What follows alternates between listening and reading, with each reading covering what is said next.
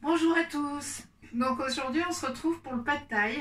Le pad thai c'est une grande salade complète avec beaucoup de choses. Alors j'ai déjà préparé pour que la vidéo soit pas trop longue parce qu'en fait ce qui se passe avec la vidéo d'hier c'est qu'elle fait 18 minutes. Donc Facebook ne la prend pas en compte.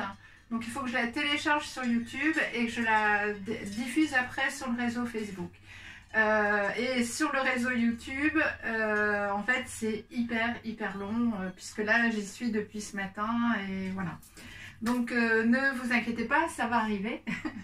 Donc, voilà. Donc là, c'est donc cette salade très complète, très sympa à manger.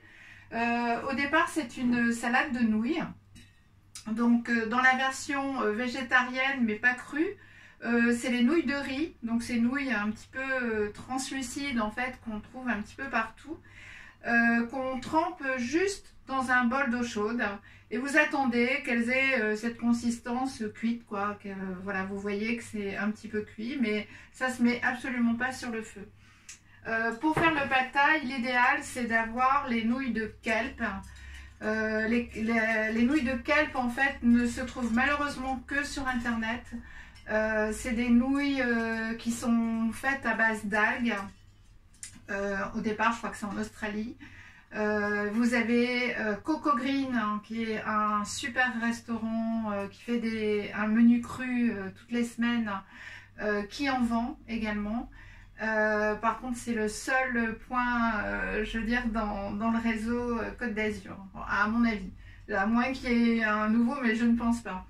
Et les nouilles de kelp en fait sont des nouilles d'algues qui ne se cuisent pas en fait, qui sont déjà dans une sorte de petit liquide et suffit juste de rincer avec un tout petit peu de bicarbonate de soude et voilà, ça fait une nouille qui ressemble étrangement à ça, au goût et à la texture d'ailleurs.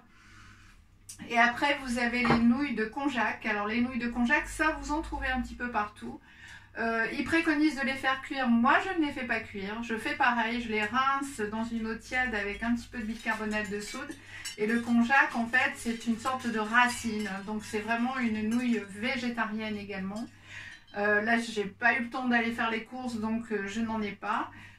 Donc, nous, on va faire des nouilles de courgettes. Toujours avec le petit appareil magique. Donc, j'ai préparé la courgette. En fait, je ne vais pas trop m'attarder sur la salade. Je vais surtout m'attarder après sur la sauce, en espérant que cette vidéo ne sera pas trop longue. Voilà, donc là, ces petites spirales de courgettes. Donc avec les courgettes d'été de Nice, vous pouvez faire des spaghettis très fines avec ces courgettes d'hiver, en fait, qui comportent des graines à l'intérieur. C'est toujours mieux de faire des nouilles un petit peu plus grosses. Et donc à la base de cette salade, donc ça va être bien sûr les nouilles, mais en fait on va rajouter plein de trucs.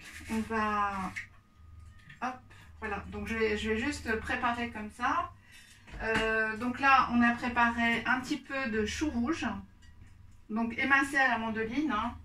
Voilà, vous voyez la mandoline elle est encore toute rouge. Donc voilà, le chou rouge, on va le mettre comme ça. Donc c'est un chou rouge, voilà, je vous donnais aussi l'importance de commencer à travailler pas mal les légumes pour qu'il y ait le moins possible de travail pour l'estomac et toujours bien mâcher. Voilà, ça c'est évident aussi. Donc alors, on a le chou rouge, après on va faire une petite assiette colorée. En fait, c'est ça qui est très joli. Et là, c'est pareil, en fait, marchez votre créativité dans cette salade. Et ma petite parenthèse sur l'actualité, je pense qu'il faut aussi réfléchir à cet après-confinement, voilà, pour un monde meilleur, un monde qui soit vraiment basé sur la bienveillance et sur l'amour. Voilà, c'est pas donné. Voilà, donc un petit peu de carottes râpées.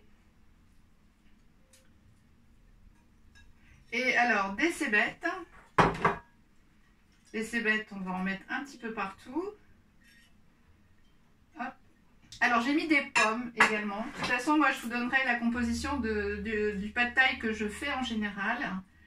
Donc là, la pomme, elle est coupée en julienne, mais grossièrement au couteau, parce que sinon on abîme un peu la pomme.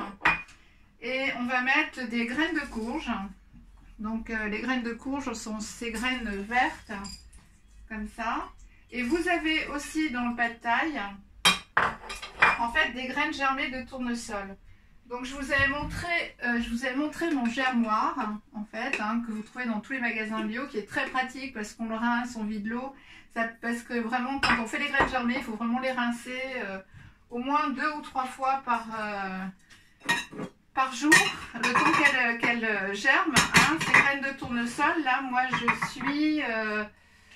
alors, je vais essayer de vous montrer. Alors, ces graines de tournesol, moi, je suis à peu près, là, je pense, sur 3-4 jours.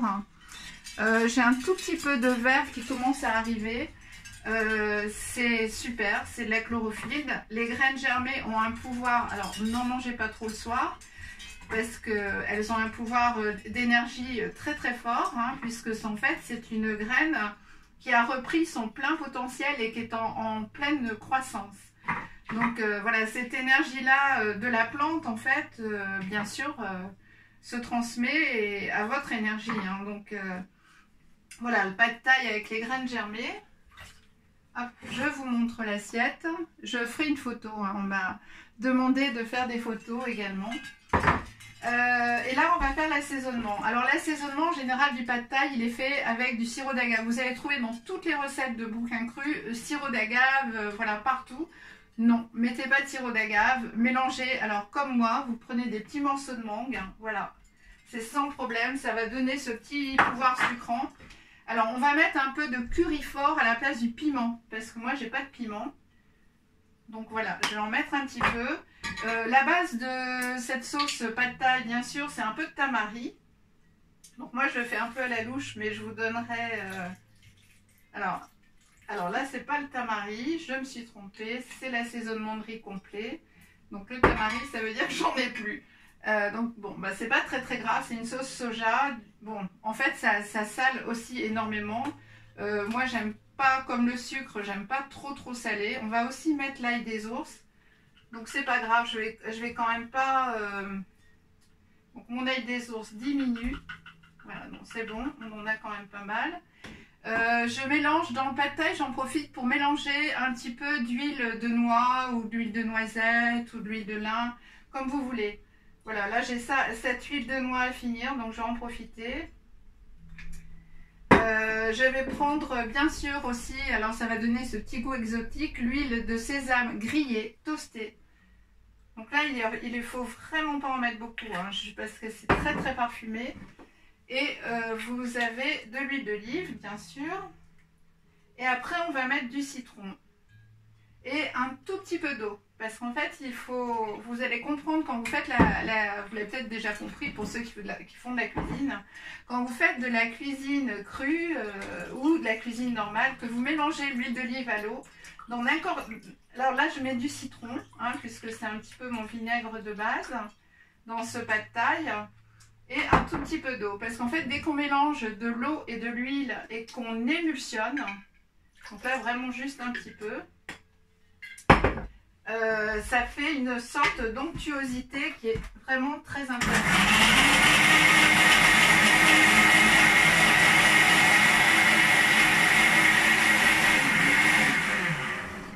Voilà, donc là on a notre sauce de pad thai.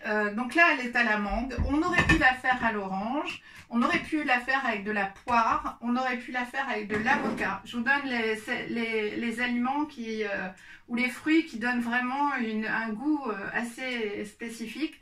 Le pamplemousse, j'ai déjà fait, c'est très très bien aussi.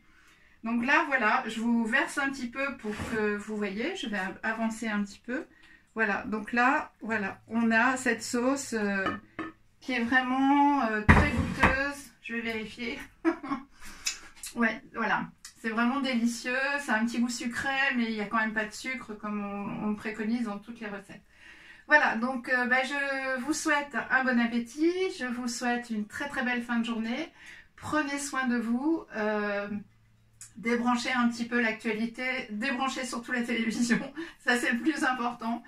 Et voilà, je crois qu'il faut juste penser à un monde meilleur, le paradis sur Terre en fait. Voilà, donc je vous embrasse comme je vous aime et à demain. Merci.